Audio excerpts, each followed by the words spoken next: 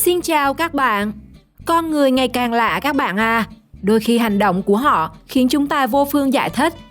Như người phụ nữ trong clip này, đi ngang qua nhà người khác, tự dưng đứng lại rồi dùng chân đạp vỡ luôn cây cảnh nhà người ta. Hay cảnh đáng sợ của một nhân viên dọn vệ sinh, thay vì chỉ lấy rác, chàng trai đập phá mọi thứ. Ui giời ơi. Cũng may mắn công nghệ phát triển nên chúng ta mới nhìn thấy được nhiều mặt tối của con người. Liệu bạn có bao giờ tự hỏi tại sao họ làm vậy không? Trong video này, hãy cùng Thế giới hôm nay khám phá thêm những hành động đáng sợ nhất của con người được camera quay lại. Hãy xem bạn có thể hiểu được không nhé!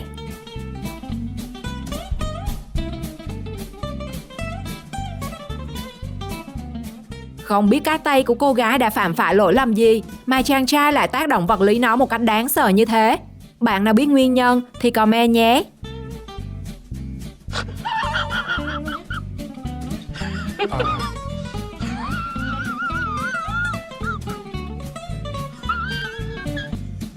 Thằng Thánh nó nói gì học gì trong đây trời? Cái gì mà như phòng cao trời, phòng Hà Nội gì tùm lum. Nghe đứa con bảo đi học, nhưng người mẹ đi tìm lại phát hiện sự thật gây sốc. Vào quán karaoke để học là có thật các bạn à. Ủa, mày chết không phát đâu là không sai. Sao mày nói tao mày đi học thêm? Con đi học ở Sài Gòn thêm mà. Sài Gòn đâu vậy? Sài Gòn nè. Sài Gòn thì mà con đi học. Về phòng học gì mà. Ủa? Gì vậy? Ủa gì vậy? Ồ.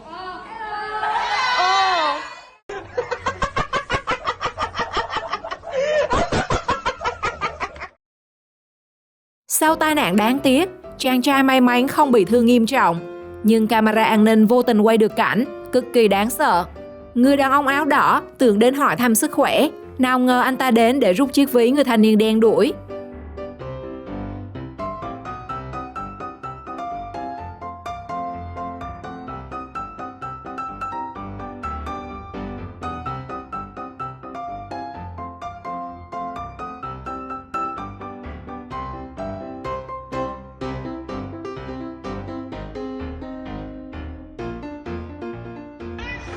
Một màn đấu boxing với chiến thuật khá bá đạo của võ sĩ quần đen đỏ.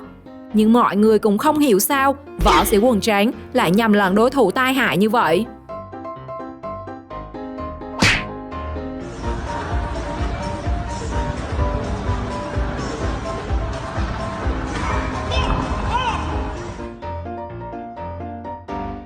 Người đàn ông dắt thú cưng đi dạo, nhưng điều làm mọi người quan tâm và sợ hãi là sợi dây xích lại hoàn toàn trái ngược với kích thước của Boss.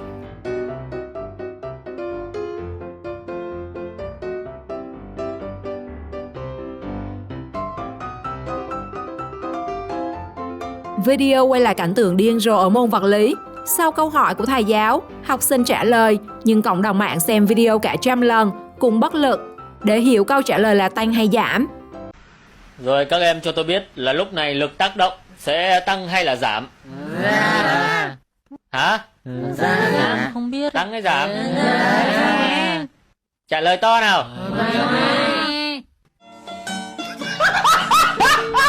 Camera vô tình quay cảnh người nhân viên vệ sinh đang thu gom rác. Ban đầu cứ nghĩ anh ta làm việc rất nhanh lẹ, nhưng hành động sau đó lại khiến mọi người không khỏi hoang mang. Theo thông tin được lan truyền thì anh đang gom rác nhà người yêu cũ các bạn à. Rồi, mày xong rồi.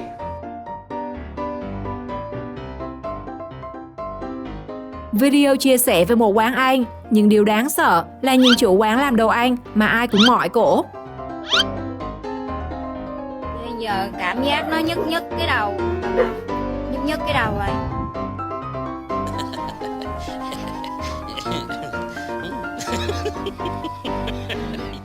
Được mẹ dắt lên chùa kiếm phước, nhưng cô bé có vẻ thích kiếm chuyện hơn thì phải.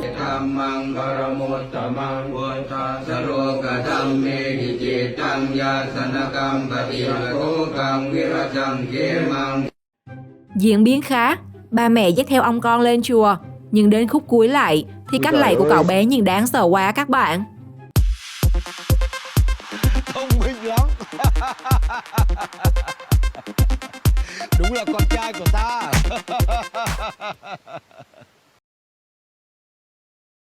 Video tại một chương trình ca nhạc ở làng quê Thái Lan. Trong khi mọi người nhảy theo nhạc thì ông cụ cứ thè lưỡi, khiến ai cũng không hiểu nổi.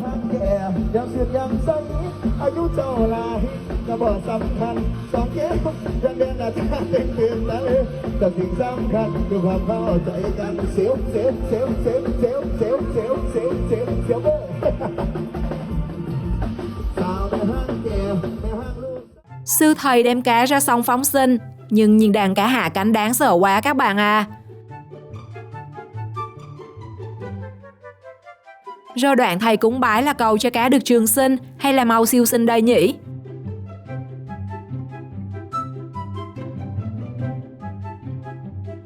Cảnh tượng được cô giáo mầm non chia sẻ khiến cha mẹ đau não khi cậu nhóc nhắc quyết không ăn trước khi được bạn gái đút.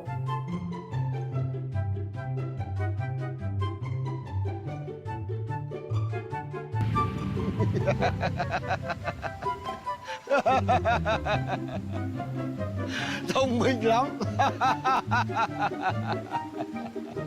Đúng là con trai của ta.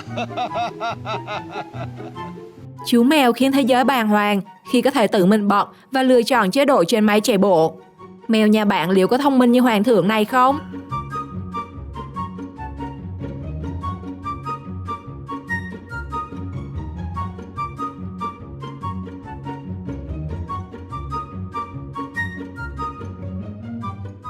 Không hiểu sao thanh niên đi xịt thuốc sâu mà lại lạc vào đám cưới, rồi xỉn luôn các bạn à.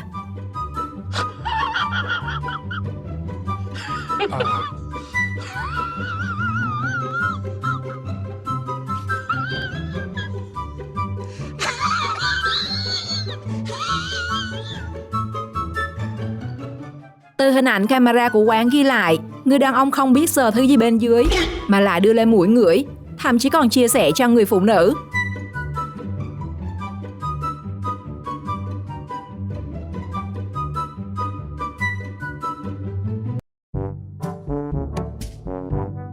Mua ly trà sữa, cô gái ngỡ ngàng ngơ ngác khi nhìn thấy trên miệng của hai nữ nhân viên bán trà sữa đều dính kem.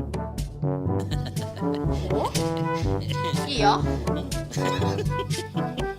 Ủa gì vậy? Ủa gì vậy? Làm tao cho mày ngồi. Ai cũng thắc mắc và lo sợ sao chiếc ô tô cứ chạy lui, cho đến khi biết được nó đã bị thay đổi vỏ ngoài. Khó thế mà chủ xe cũng nghĩ ra được.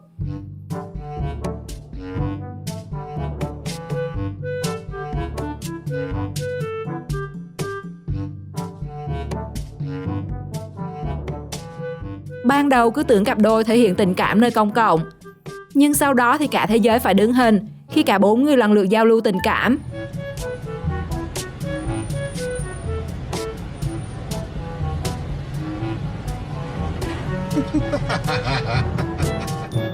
Chàng trai không hiểu vì lý do gì mà lại đậu xe máy giữa đường và ngồi dưới mưa, để rồi bị cô gái chạy từ phía sau tông trúng.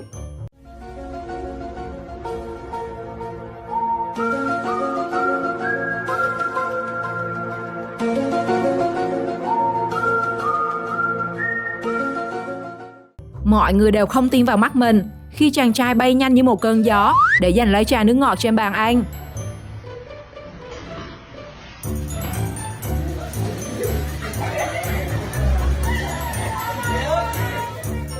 Một cô gái ở Thái Lan đi siêu thị, nhưng thay vì dừng xe bên ngoài, cô nàng lại tông thẳng vào trong, làm cho mọi người được phen hú hồn con trồn.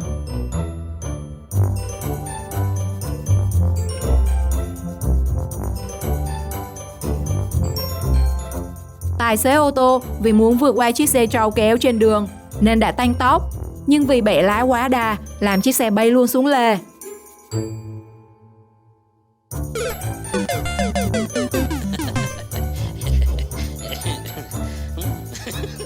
Người đàn ông đã dùng thức ăn để dụ con chim nhả tờ tiền, nhưng cuối cùng nó lấy cả mồi và tiền, khiến người đàn ông xịt keo. Con chim kiểu, muốn gạt tôi hả? Ông còn non và xanh lắm. Aqui, ó. Deixa no chão. Vamos. Vamos, põe o dinheiro no chão. Aqui, põe no chão.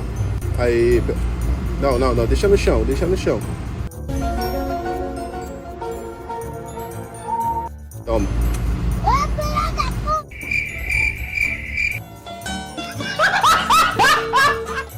Người đàn ông đang đoạn clip tập võ, nhưng võ gì đáng sợ quá. Theo Giang Cư Mận thì đây là cẩu quyền, còn theo bạn là gì? Comment trong phần bình luận nhé.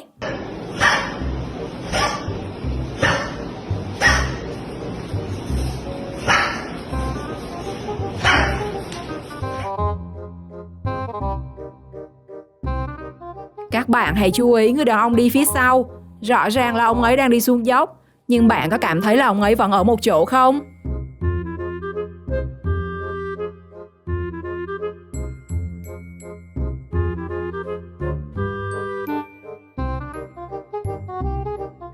Đang đi, cô gái tự dưng hộ báo cáo cho ông với người đi đường, làm ai cũng không biết chuyện gì đang xảy ra.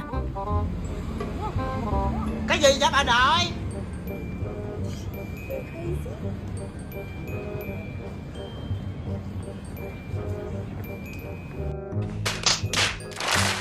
Mọi người đều sốc khi thấy cảnh thanh niên vô tư giải quyết nỗi buồn ngay tại quán nhậu đông đúc.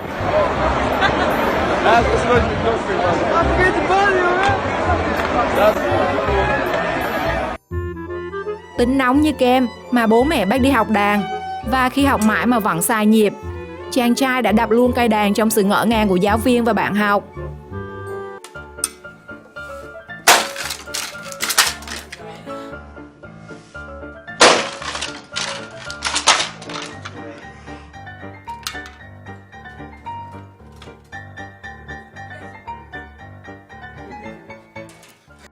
Anh bảo vệ này đã làm việc rất tận tâm. Anh ta đã nhìn chăm chăm người bệnh vì sợ xảy ra sự cố không thể kiểm soát.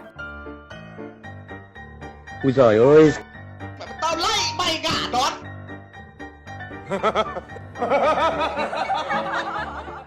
Chuẩn bị quà cho người yêu, chàng trai khiến cộng đồng mạng sốc toàn tập khi bê nguyên con ngỗng làm quà tặng.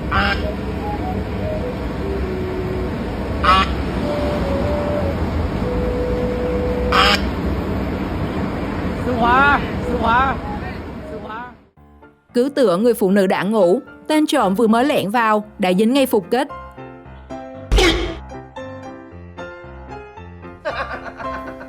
Rồi, mày xong rồi.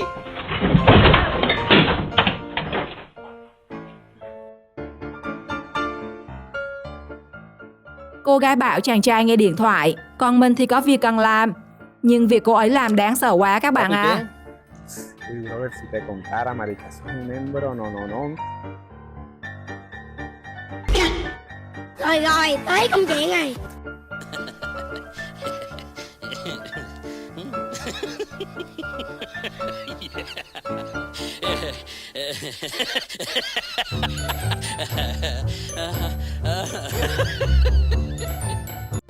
Còn gì nữa đâu mà khóc với chầu. Xin vĩnh biệt cô. Mong ước có được chồng trong năm nay, nên cô gái đã cố gắng chụp lấy hoa cưới bằng cả sinh mạng của mình và bất chấp sinh mạng người khác.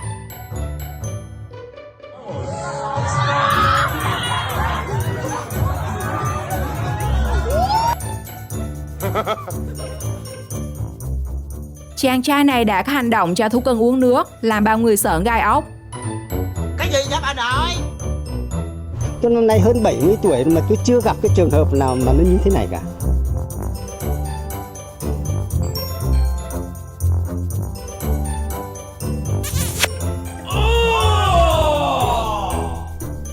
Người đàn ông đi tắm biển, vô tình phát hiện một món đồ mà người khác đánh rơi. Nhưng nó đáng sợ quá các bạn à. Ui giời ơi.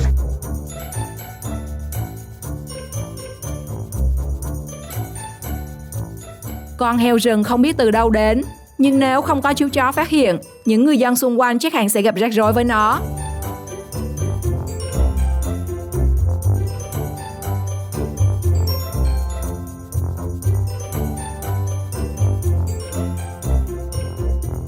Thấy vợ ngủ lạnh, người chồng liền lấy chanh đắp, nhưng lại vô tình làm rơi quả táo đang ăn dở vào đầu vợ. Thế là từ hành động cảm động lại biến thành cảm lạnh.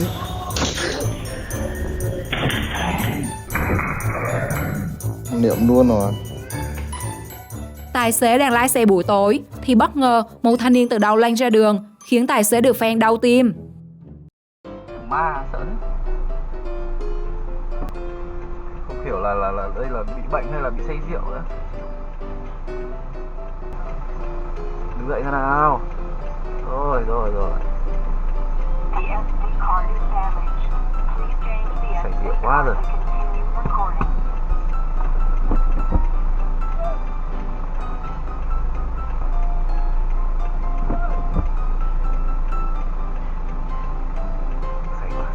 Có xe đằng sau không nhé? Em bật kính. Nó vào để nó vào số cái mình. Rồi ok. Sợ lao ấy.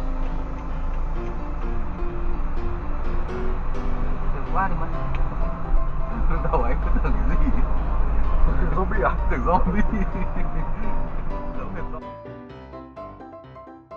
Đang đợi tính tiền mua dưa hấu thì bất ngờ người đàn ông đập nát quả dưa, ném những chai nước trên quầy, sau đó còn đập phá những quả dưa hấu đang bày bán bên ngoài.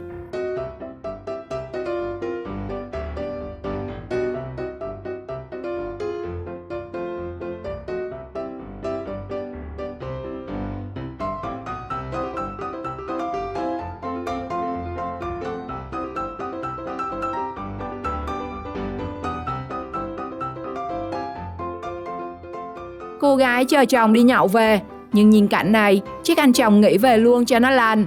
Nếu là bạn, liệu bạn có dám về hay không?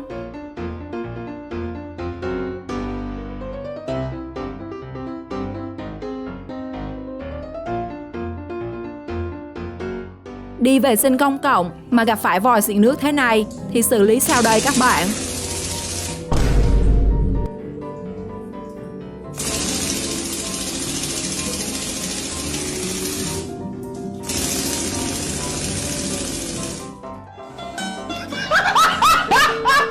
Hành động nào trong video là bạn cảm thấy khó tin và đáng sợ nhất? Comment câu trả lời cho mình biết trong phần bình luận nhé. Xin chào và hẹn gặp lại.